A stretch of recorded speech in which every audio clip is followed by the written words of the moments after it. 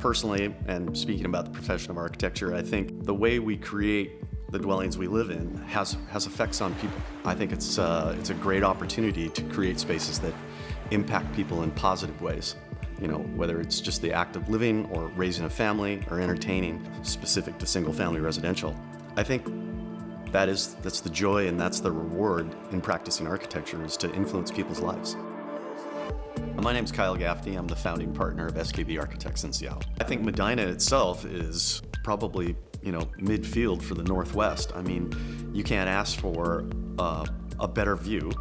There's a sense of privacy and seclusion on this site, and yet I'm 20 minutes from downtown.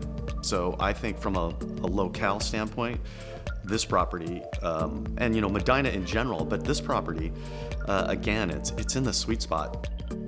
And speaking about this house, Wendell Lovett, an amazing architect here in Seattle, and he was a modernist. And this Cutler Girdler property, this was towards the end of his career. And he practiced modernism throughout his career, but his palette was really Northwest driven.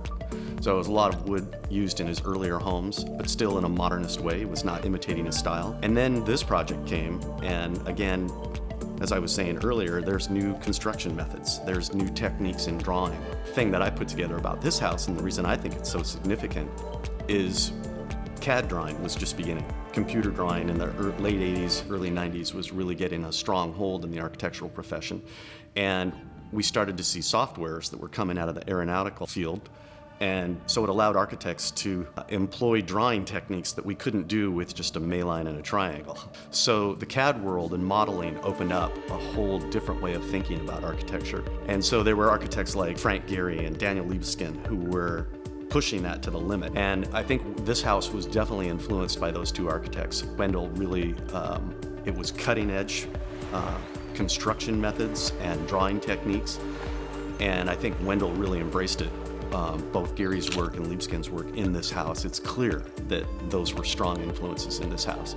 The most amazing part for me is that this was all drawn by hand. My wife and I have been looking for waterfront for 5 years. If this was in our price point, this would be what we would want. It's just such a nice respite to come from the energy of driving here and coming through the gate, and essentially it's coming into your own park.